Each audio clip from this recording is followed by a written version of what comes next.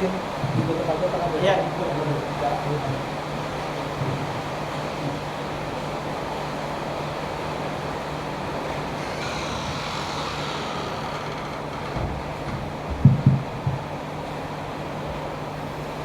Assalamualaikum warahmatullahi wabarakatuh. Alhamdulillah, nahmaduhu wa nasta'inuhu wa nastaghfiruh. Wa na'udzu billahi min shururi anfusina wa min sayyi'ati a'malina. Man yahdihillahu fala mudilla lahu wa man yudlil fala hadiya lahu. Asyhadu an la ilaha illallah wahdahu la syarika lahu wa asyhadu anna Muhammadan abduhu wa rasuluh. Ikhwan, insyaallah Allah Subhanahu wa taala, kita bicara santai aja, insyaallah ya. Insyaallah. Pertama, mengucapkan mubarak lakum, ya, selamat untuk diterima di STBI Mansari Jember. Ini tentu merupakan nikmat yang luar biasa, nikmat kita bisa menuntut ilmu, berkuliah ya, di lembaga-lembaga sunnah, apalagi lembaga-lembaga seperti STBI Mansari. Itu nikmat yang luar biasa. Berapa banyak orang yang menginginkan kursi tersebut tidak mendapatkan, dan untung orang pilihan yang mendapatkan dapat kursi tersebut. Tapi ini nikmat yang patut kita syukuri. Ini ada beberapa mungkin nasihat yang disampaikan kepada antum semua, karena berhubung sebagian antum ini kebanyakan baru ya, ingin berkuliah, sebagian sudah ya lama kuliah ya. Tapi ini nasihat sifatnya umum semuanya untuk orang berkuliah. Ya, pertama tentu kita perbaiki niat kita ketika kuliah ya, tentu semata-mata untuk menghilangkan kejahilan yang ada pada diri kita, kemudian ya, untuk membenahi ya, amal ibadah kita sendiri. Tujuan terakhir kita baru berdakwah. Tujuannya kita menuntut ilmu itu menangkap ilmu itu diri kita. Dakwah itu adalah tujuan terakhir. Ya, setelah kita membenahi diri kita, maka penting kita memperbaiki niat, karena ikhlas inilah yang menjadikan ilmu itu bermanfaat. Ya, karena kata orang itu kepintaran, kecerdasan itu tidak mempengaruhi sukses seseorang. Tetapi yang mempengaruhi terbesar itu adalah bagaimana ijtihadnya dia, keikhlasannya dia dalam menuntut ilmu. Ini yang mempengaruhi kesuksesan seseorang dalam menuntut ilmu. Paling penting awal langkah ketika antum berkuliah di STBI Mansari, maka penting antum memperbaiki niat antum. Ya, karena dengan itu Allah Subhanahu wa taala akan membukakan ilmu yang banyak bagi antum semua. Maka wattaqullah wa yu'allimukumullah. Bertakwalah kalian kepada Allah, insya Allah akan ajarkan ilmu. Maka Allah Subhanahu wa taala membukakan pintu-pintu istinbat, pintu-pintu ijtihad, pintu-pintu ilmu kepada orang yang betul-betul ikhlas kepadanya. Allah buka. Walaupun orang tersebut tidak memiliki kecerdasan sebagaimana mestinya, tetapi ketakwaannya, keikhlasan dia itu menjadikan dia dibukakan oleh Allah Subhanahu wa taala pintu-pintu ilmu yang tidak Allah buka pintu itu kepada orang lain. Maka yang penting kita itu kalau kita menuntut ilmu, yang berkuliah, maka kita perbaiki niat kita. Kemudian yang kedua, ketika antum berkuliah, tentu antum ini pasti nanti akan memiliki berbagai macam godaan. Pertama, semester pertama itu terkenal mahasiswa itu rajin-rajin semuanya, rajin. Semuanya, ya, buku, program, pokoknya semangat semua mahasiswa ini. Semester 2 itu mulai nurun, ya. Semester 2 itu mulai nurun. Kemudian semester 3 separuhnya lagi, ya. Apalagi mendapatkan IPK-nya nilainya rendah, sudah dah mau langsung, ya, karena mau lagi belajar.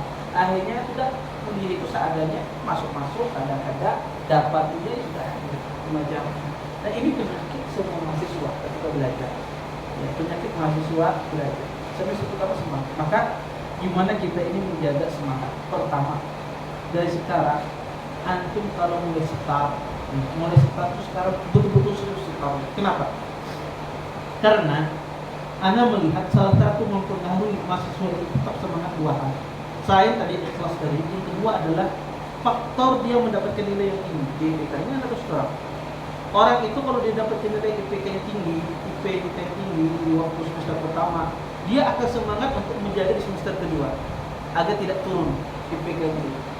Tapi kalau seandainya dia rendah di semester pertama, sudah untuk naik semangat itu sudah ada kawal lagi. Kali benar, ya, kali benar. Maka dari awal semester awal itu berbulan. Kenapa? Karena kalau antum dapat IPK yang tinggi, antum itu motivasi terus belajar, semangat untuk menjaga. Semester 2 pun demikian, semester 3 pun demikian, karena sistemnya kaprol IPK itu, ya. Jadi dijumlah terus, ya. Mau ada tarakumnya dijumlah terus. Maka dia akan semangat, ya. Dia akan berusaha gimana nggak turun dari mumtaz syaraf ula, ya, summa qullah, bagaimana dia turun dari ini. Dia akan jaga terus itu, ya, sampai dia tafarruq.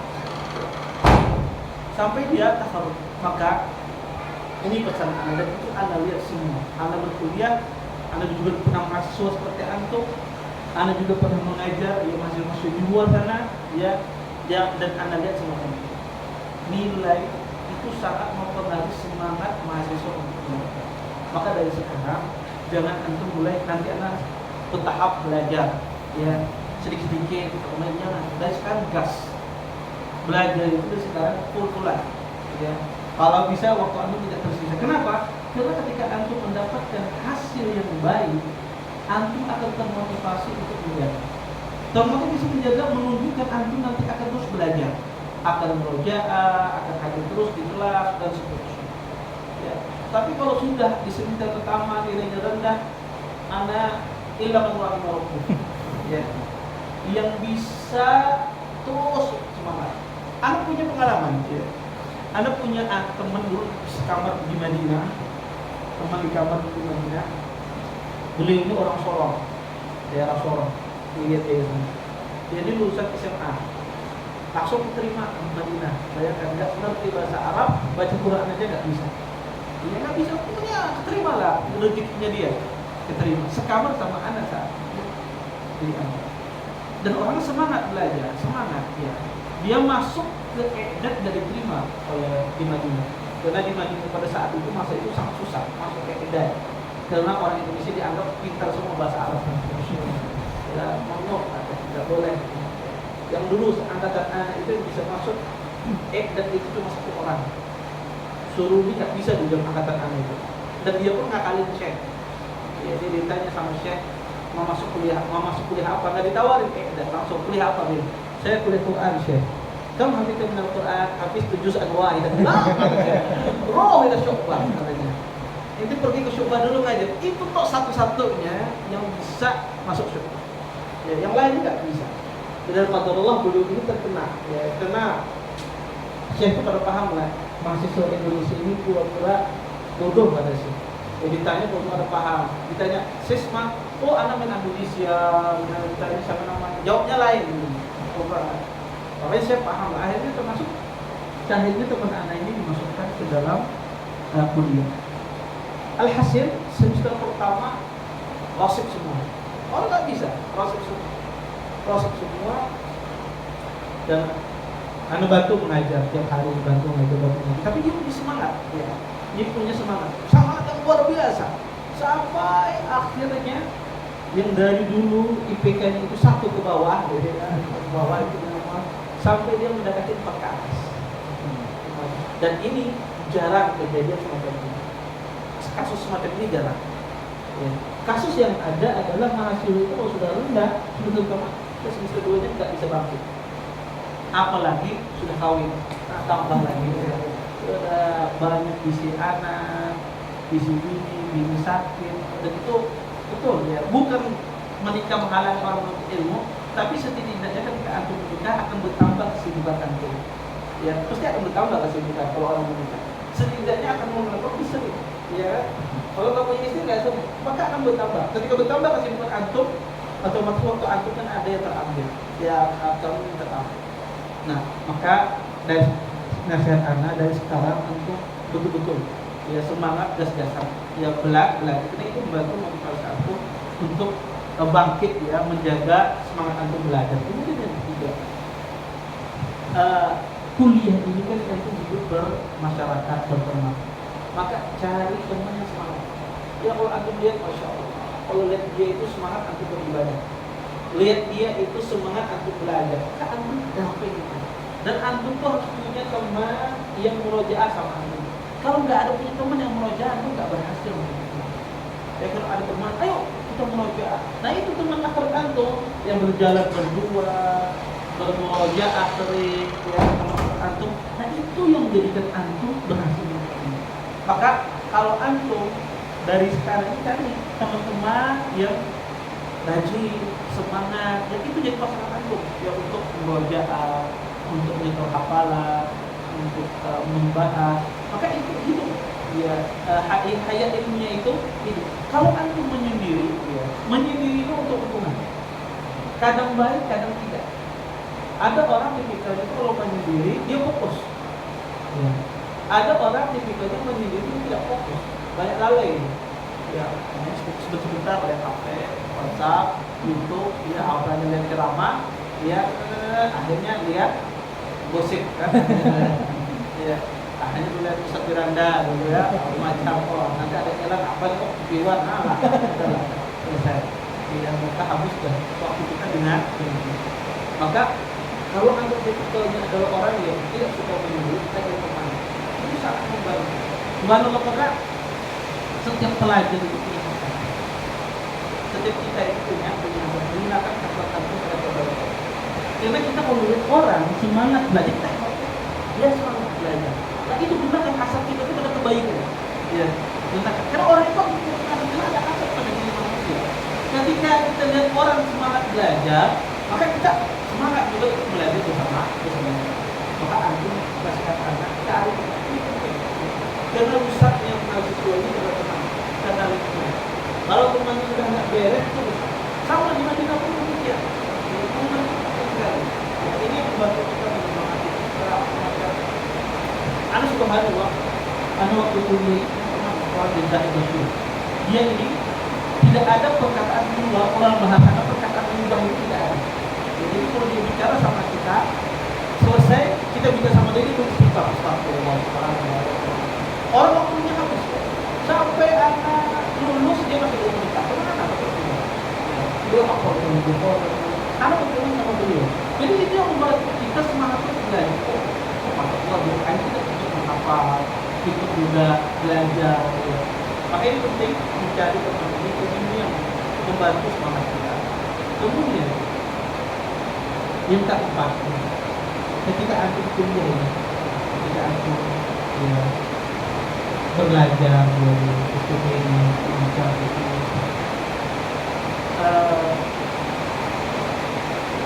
tentu banyak ya, masalah yang akan aku hadapi.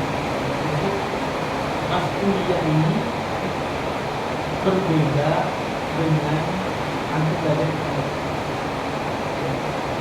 Kuliah ini berbeda dengan antum belajar di sana. Karena kuliah ini antum dituntut menjadi orang alim.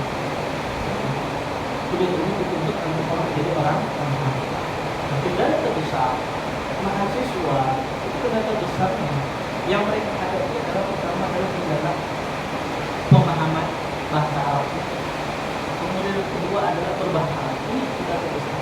Bukan materi yang disampaikan, tetapi kendala besarnya adalah pemahaman dia dalam menguasai bahasa Arab dan bagaimana cara dia belajar bahasa Arab. Karena ayo mahasiswa sudah sekolah kuliah tapi bahasa Arabnya masih gelagapan. Nah, ini kendala terbesar yang akan dihadapi oleh semua mahasiswa. Mahasiswa itu kendalanya adalah memahami bahasa Arab, kemudian dia berbicara bahasa Arab, kemudian bagaimana dia menulis bahasa Arab. Ya, ini yang terbesar. Ya, dan itu yang akan ya, di mana-mana permasalahan ini. Nah, antum menyelesaikan permasalahan ini sebenarnya sangat simpel. Menyelesaikan permasalahan yang ketika antum hadapi di kuliah. Bukan permasalahan itu antum menghafal. Antum hafalannya lemah, bacaannya kurang, tapi pemahaman antum bagus bahasa Arab itu zen. Antum kuliah yang awal zen, kalau pemahaman bagus bahasa Arab. Tapi kendala yang terbesar ini tiga hal. Mahasiswa itu lemah bahasa Arabnya, lemah di sini berbicaranya kurang, pemahamannya kurang, kemudian menulis pun merangkai kata-kata pun kurang. Nah ini masalah terbesar. mahasiswa sampai semester 8 itu ketika anak membimbing mereka skripsi, banyak kendala yang kita hadapi. Khususnya dalam penulisan. Nah, ini cara mengatasi seperti ini. Mengatasi pemahaman ini sebetulnya. Itu kalau membaca buku jangan buku yang ringan, semi dibaca, serius jangan. Baca buku yang berat, buku bahasa Islam, banyak pengetahuan atau ambil buku pengetahuan. Baca, betul.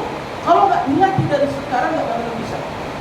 Sampai antum S3, kalau antum nggak pernah melatih membaca seperti bahasa Islam, ya, Ibnu Qayyim yang lain-lain, antum sampai lulus S3 pun nggak akan paham.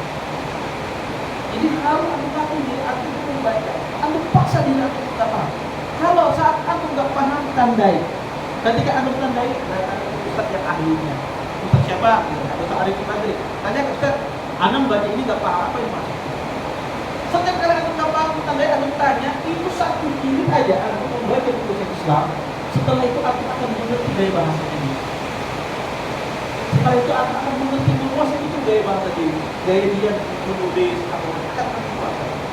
Nah, permasalahannya mahasiswa ini nggak pernah melatih pemahamannya membaca itu pada buku-buku Quran. Dia mau tidak baca seperti ini, baca ringan-ringan kita atau sudah viral dibaca selesai. Ya, ini tidak menjadikan kita sebagai mahasiswa, tidak menjadikan orang itu kuat dalam hidup. Kalau kita sekedar fokus pada buku Quran, apalagi mudah viral sudah. Ya, antum akan keluar di seperti mudah viral. Tapi kalau antum baca buku-buku berat, jadi buku-buku mahasiswa. Nah, anak itu tidak hampa datang ke sana sekedar kuliah selesai, tapi tidak memiliki basic yang kuat. Jadi itu bangga, karena dia ada ini pun untuk mengajar, ya basic tidak kuat. Kenapa dia? Karena dia tidak pernah melatih untuk membaca, tidak pernah melatih. Sukanya membaca ketiba, dia ringan-ringan, maka baca buku yang berat. Ini melatih pemahaman. Kalau tak paham, antum tandai jangan dilewati. Nggak ada paham, tandai ini apa maksudnya, tandai kasih tahu dulu. Wah, kalau hari itu mungkin anak sebulan ini dari 10 tahu dulu ada. Anak udah paham, anak tandai, anak jawab, anak tahu maksudnya. Anak tanya sama ibu, anak tanya sama ibu. Karena gampang kita bertanya siapa. Semua ustaz senang kalau ditanya aja. Ustaznya apa dan nggak paham. Senang mereka pun kalau nggak paham mereka akan cari. Maka ini cara melatih pemahaman. Kemudian yang kedua, melatih kita ini untuk menulis. Ya. Maka tentu antum nanti ini semuanya di hadis apa di mana? Tentu nanti kalau ada di hadis ada di proses ya. Maka antum melatih menulis itu. Kita orang Indonesia ini susunan bahasanya lemah. Jadi kalau kita berbicara bahasa Arab tidak mungkin susunan itu orang Arab. Dalam orang Indonesia ini kalau berbicara bahasa Arab tidak mungkin susunan bahasa Arab. Kenapa? Karena format kalimat itu berbeda dalam bahasa. Berbeda dengan orang Afrika. Orang Afrika itu kalau bicara bahasa Arab dia hampir sama dengan orang Arab. Karena susunannya mirip, susunan bahasa asalnya itu mirip. Nah, orang Indonesia ini dia kalau berbahasa Arab tidak mungkin sama orang Arab. Kalau disusun partikel, orang Indonesia pasti tidak mungkin tapi orang Arab nggak mengatakan itu salah, tapi dia itu contoh bagus bahasa Arab. Nah, gimana cara menyusun harus menulis tulisan orang Arab apalagi khususnya itu? Maka ketika antum membaca, setidaknya ada yang antum hafal ulama. Jadi antum ketemu membaca itu di ulama itu dihafali. Ketika antum menulis apa saja, itu nanti usul ulama itu tertuang dalam bahasa. Ya khusus para ulama untuk bahisi itu akan tertuang. Biasanya belajar hadis maka baca buku hadis. Kemudian diingat usulnya itu, oh ini caranya. Atau antum punya buku khusus, antum catat. Oh kayak ini. Kalau menggambarkan tentang masalah ini kayak gini, menggambarkan masalah ini begitu. Aku setengah tahun aja kayak gini, kayak gitu setengah tahun aja sudah membaca.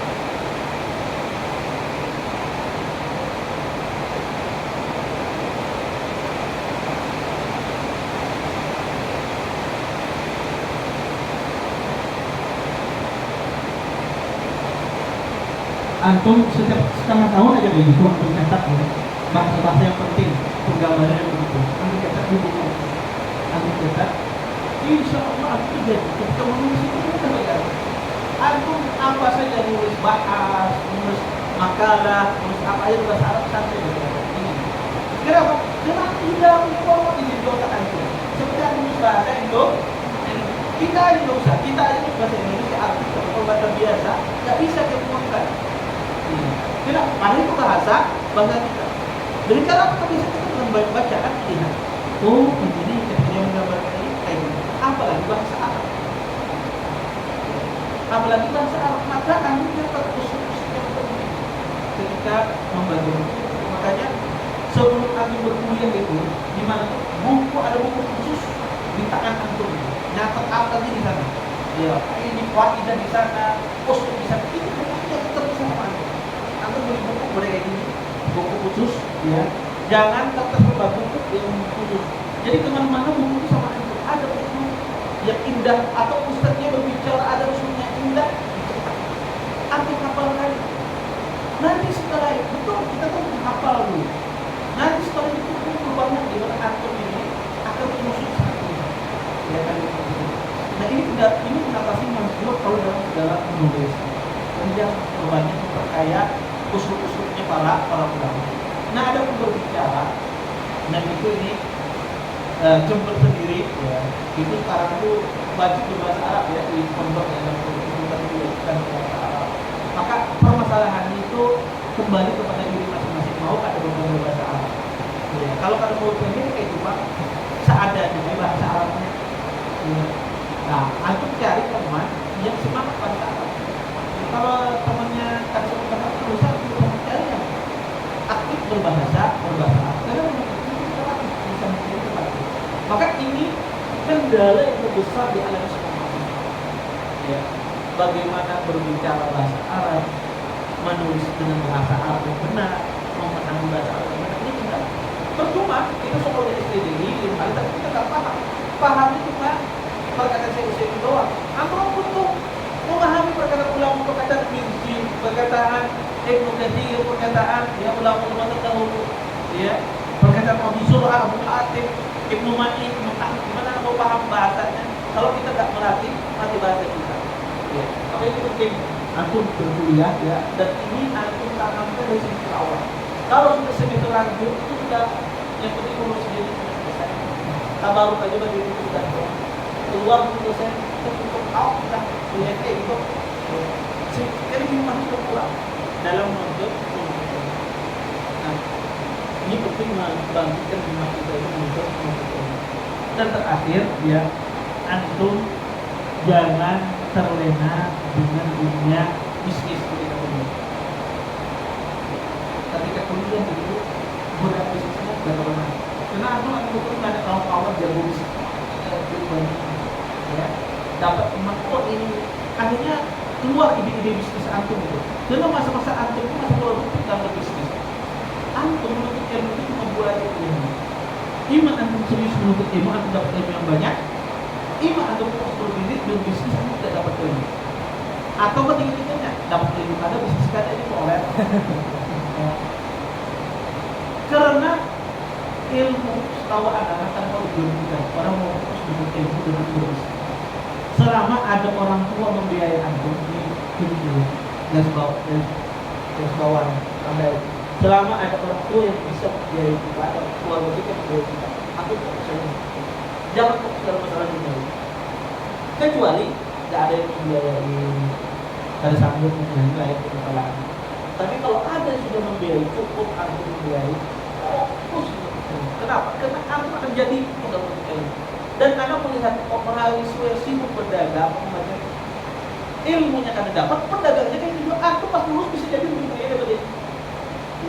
Lulus, karena itu janji Allah, orang mau ilmu akan datang semua. Ya, kepada itu tawaran. Anak, kalau anak memakai tawaran, anak tidak akan duduk di sini. Anak akan mungkin pergi ke Brunei, ditawarkan gaji ke-20 juta lebih sekarang sebulan. Anak tidak akan duduk di sini. Anak kalau ingin mencari dunia, ya ini tawaran itu banyak sekali. Ada mau turun dulu saya, anak jadi di Madinah, ya, disuruh anak bikin impor, ya, minjam sama Malik Fahad, ya, minjam sama Malik Salman, ya, ada masalah hadis, dan itu dibiayai semua rumah, disediakan anak semua. Tapi bukan itu yang kita cari, ya, bukan apa-apa yang kita cari, kita ingin berdakwah. Maksud anak menceritakan ini, orang kita sudah punya keahlian, kita itu mencari orang. Kita itu mencari orang. Hatta antum ada bisa berpendek, ada bisa ceramah, ada bisa apa. Tapi antum ahli dalam satu bidang, antum mencari orang yang hidup orang. Kemana pun antum mencari orang. Tawaran itu, dan tawaran itu menjiwai semua. Dan itu semua berkaitan dengan ilmu. Yang berkaitan dengan ilmu jauh dari orang yang mungkin sibuk dengan dunia dagangnya. Maka kalau kita sudah mengambil jalan nuntut ilmu, itu sudah menunjukkan. Nanti masalah berbisnis. Assalamualaikum. Salam. Ya. Sudah mulai. Nanti kalau dalam masalah berbisnis itu belakangan, kalau sudah selesai, sudah lulus, ayo aku berbisnis, kita ada masalah. Tapi kalau sekarang ini masa-masa antum itu masa-masa tolak, masa-masa dalam menuntut ilmu, maka antum fokus dalam menuntut ilmu, ya, jangan disibukkan dengan masalah perdagangan. Dan ini yang paling mengganggu. Di Madinah pun juga demikian. Mahasiswa itu sibuk menerapel, ya, sibuk jual gorengan, ya, macam-macam. Ya. Karena sudah tergiur dengan dunia. Kalau sudah tergiur dengan dunia, dia akan meninggalkan itu. Dan antum itu kan yakin di Jember itu pasti. Ya. Banyak kan mahasiswa ini dagang ya? Anak. Karena itu tabiat manusia. Akhirnya kalau antum sudah dagang, sudah apa, itu menjadikan menuntut ilmu berkurang, ya, seadanya menuntut ilmu. Dan itu kita tidak ingin begitu, ya. Dan yakinlah, ya, dunia itu datang kepada para penuntut ilmu. Yakin, dunia itu akan datang kepada kita. Ya, yang penting kita teruskan di niat kita, pasti kita akan, ya, Allah Subhanahu wa Ta'ala pasti akan jadikan, ya, kehidupan kita diikuti oleh Allah Subhanahu wa Ta'ala. Nah, ini mungkin nasihat anak kepada antum yang baru kuliah, ya, yang mau meninggalkan kaki di Imam Syafi'i, yang mudah-mudahan, ya, antum bisa memaksimalkan waktu antum di sana dan balik nanti sudah, ya, S2, S3 insyaallah, ya. Jangan sampai berarti S1 saja, ya, terus lanjut ke S2, S3. Karena, ya, ilmu itu baik, dimanapun kita cari insya Allah baik, insyaallah, ya, ilmu itu akan berkembang. Tidak ada bedanya kalau antum untuk universitas ini, kita tidak ada bedanya, sama.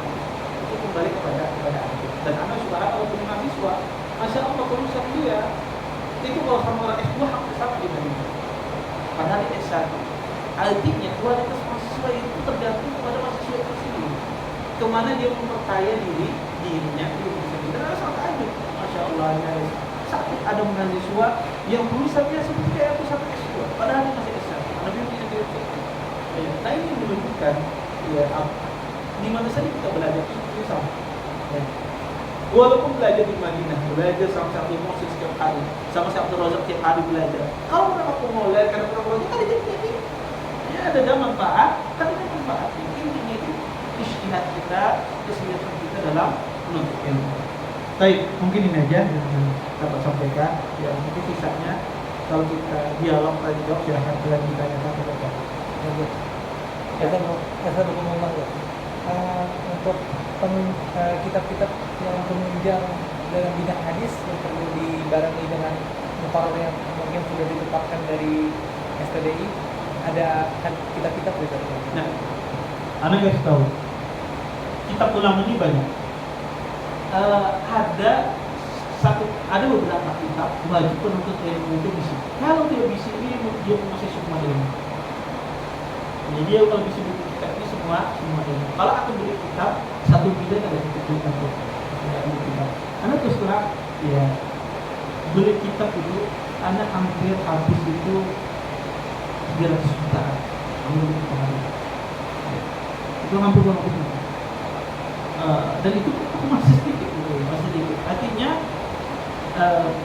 buku itu banyak sekali. Ya, anak keluarkan ada beberapa buku. Kalau aku kuat, aku pilih itu mungkin, ya, untuk pertama, ya, ini disebut dengan pemahaman buku. Orang kalau umumnya tidak tampak dasarnya. Pertama itu Kalau betul itu punya kitab Fathul Bari. Yang kedua, dia punya kitab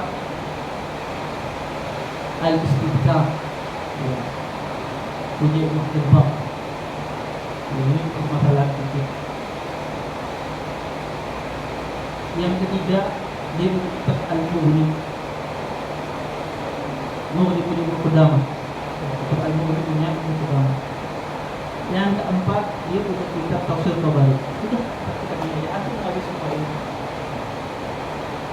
Semua ilmu ada di empat kitab. Aku walaupun nggak punya apa-apa, tapi aku baca itu enggak. Jadi saya Islam ini.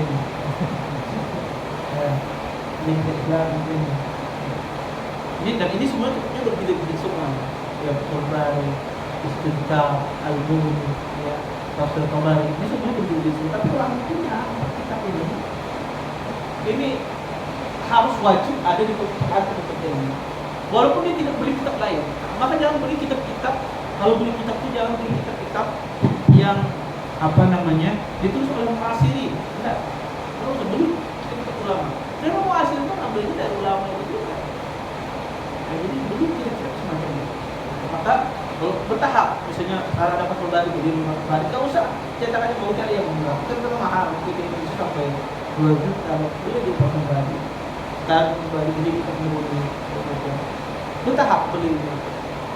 Insya Allah atau dulu tahap awal beli Fathul Bari atau beli dulu misalnya. Sekarang hadis beli dulu Fathul Bari. Jadi berkaitan dengan ilmu hadis. Lalu setelah itu nanti beli kitab bulan beli kitab tafsir atau beli kitab itu.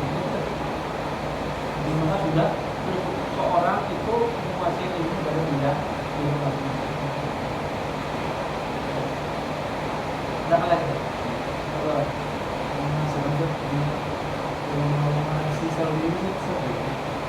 Oh, tentu kalau antum mencari seperti rujukan kayak Syekh Albani, tentu ya.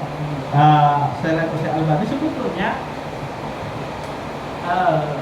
banyak ulama-ulama, banyak ulama, tetapi mereka mungkin tidak aktif di dalam medsos atau macam. Dan seperti Syekh Al-Quran ada ilmu hadis.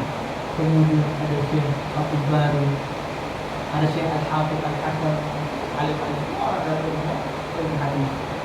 Ada Syekh Anas Qahir yang masih hidup. Dia orang semua.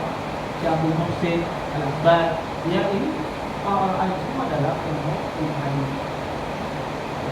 Kemudian Syekh Al-Ayyubi juga orang alim dalam ilmu hadis. Dia orang alim dalam ilmu hadis. Ini makanya semuanya banyak, ya, banyak ulama. Tapi mereka kadang-kadang nggak terekspos di dunia, karena mereka itu sibuk di dunia perpustakaan, nggak sibuk di dunia IG, makanya nggak. Mereka sibuk dengan itu di dalam dunia perpustakaan. Baik. Betul.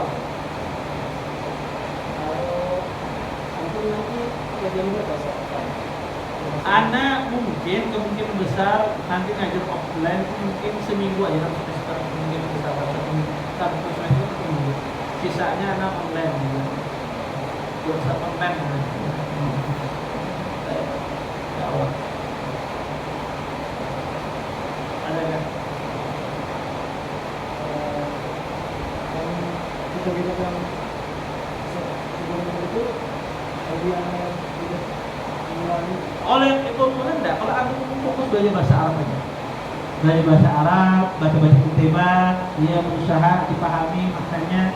Bagian ini anak tadi nyebutkan bagi orang yang sudah mengerti bahasa Arab. Ada pun yang belum bahasa Arab, ya antum baca kitab yang punya ringkas.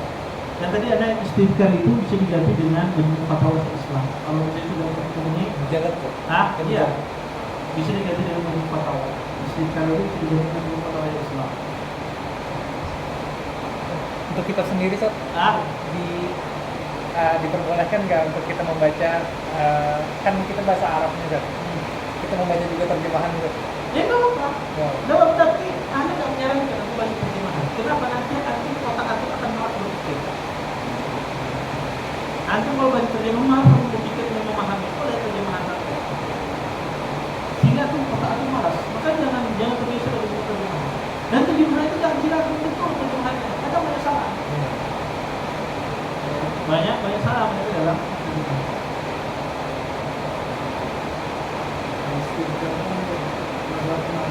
Ada Maliki, tapi dia perbandingan mazhab banyak.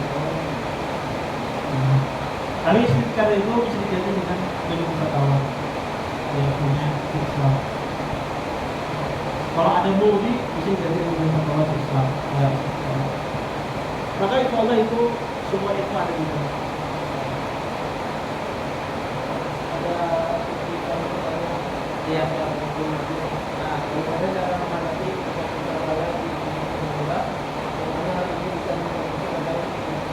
Iya, tentu ya kalau kita berada di titik rendah ya semangat sudah kendor dan macam.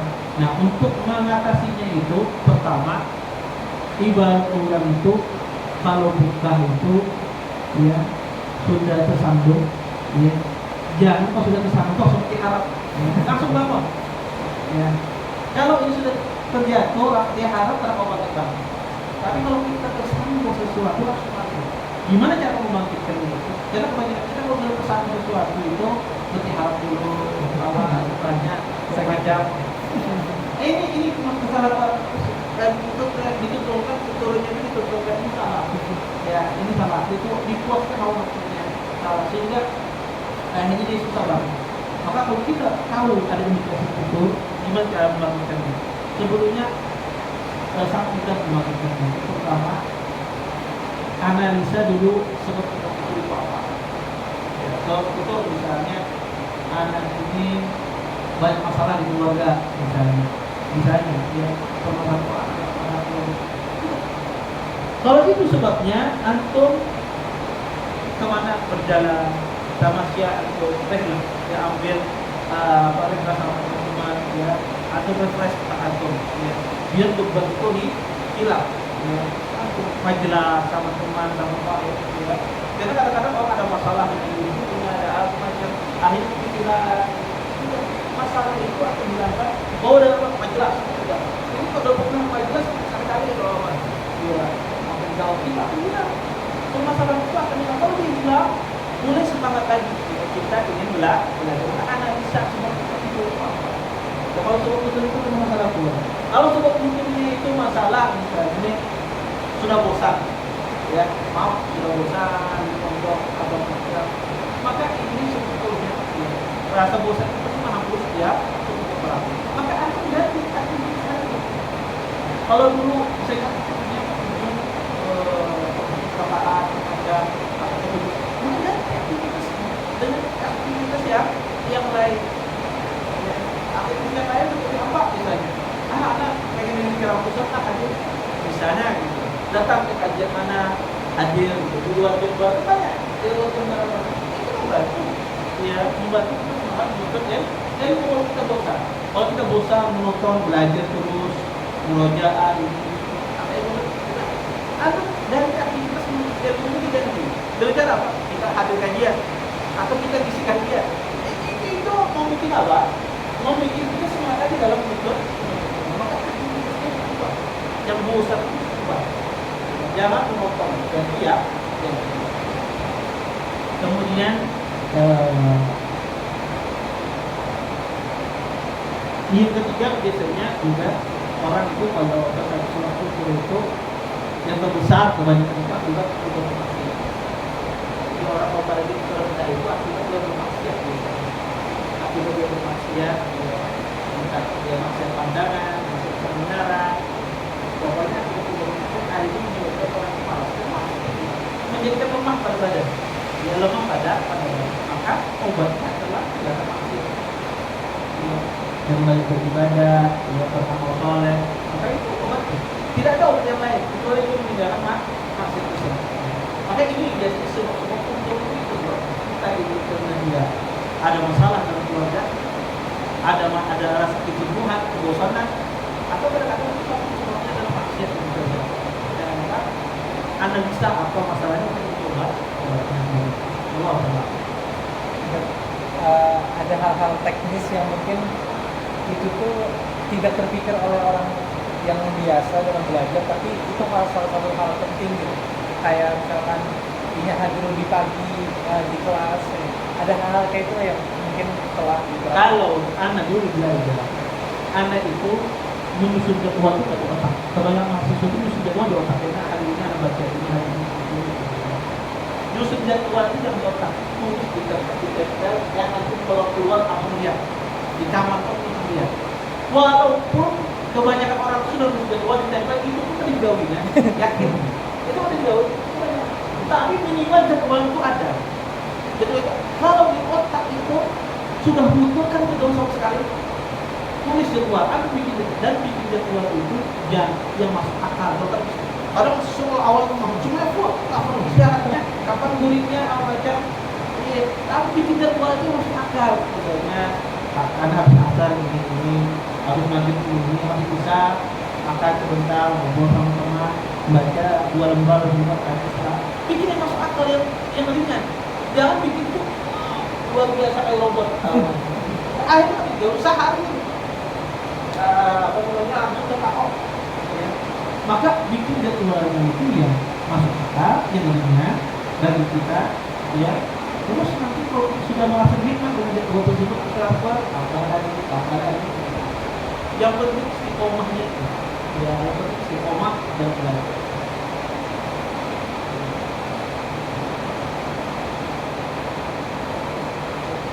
Di SD masuk ini wajib komunikasinya lagi Wajib, berbahasa apa aja? Komunikasi dengan bahasa. kalau ada komunikasi itu Kalau yang pertama-tama sih nggak apa-apa, tidak. Tapi diwajibkan, tapi nggak ada hukumannya. Ada hukumannya.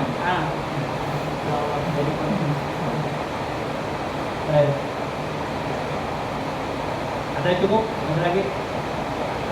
kalau misalkan tadi kata kita berbisnis pengalaman kita fokus itu kalau organisasi masih Kadang kalau berorganisasi kan itu tujuannya menunjang dia untuk tetapi jangan sampai juga antum organisasi itu antum apa ya keteteran belajar. Kalau nantinya itu keteteran antum belajar, kita kan walaupun kita bikin kuliah. Kalau itu pemikiran karena setiap orang itu tahu kemampuan dirinya. Anak dari dulu dia mau anak masuk apapun dia menjabat apapun menurut apapun ada. Itu kebiasaan anak dulu. Ya. Sampai anak di sini pun anak mau mengurus komunitas, tapi anak dipaksa datang lah komunitas. Padahal anak dari dulu nggak mau. Kenapa? Karena anak tahu kalau anak sudah memegang sesuatu, ya anak biasanya lebih fokus pada anak pegang. Ya karena anak awalnya nggak bisa fokus pada 2 hal. Anak bisa fokus pada 1 hal. Makanya kalau sudah fokus ini, anak itu. Tapi ada orang bisa fokus banyak. Dia bisa berkoordinasi, bisa belajar. Ada orang banyak orang. Kalau anak sendiri nggak bisa. Anak mau sudah ada organisasi sama belajar. Anak sudah. Kalau organisasi anak tidak belajar. Tapi kalau belajar anak sudah yang lain. Maka itu kembali kepada orang masing-masing. Pada asalnya bisa tidak mengganti. Tapi yang kedua tadi berarti itu kayak anak orang tidak bisa fokus pada dua hal. Ya, anak itu nggak mau dalam benak anak ini dan itu setiap hari anak dan istri anak paling paham. Anak itu nggak mau ada di pelakangnya ada masalah yang belum selesaikan. Jadi apa saja di sifat itu ada masalah itu buat itu. Ya selesaikan itu selesai. Baru anak bisa kasih masalah yang lain. Kalau anak kasih kerjaan yang lain sekarang ini nggak bisa. Ya, itu anak tabiatnya sebenarnya dan orang masing-masing beda-beda.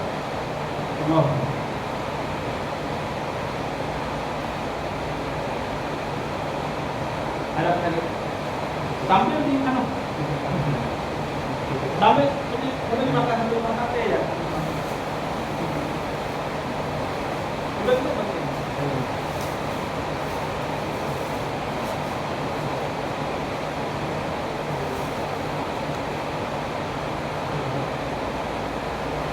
Ada banyak info beda. Baik, kita tutup aja ya. Ya. Cukup kan? Ya, betul. Itu kalau nanti paham kita sudah ada satu baik. Assalamualaikum warahmatullahi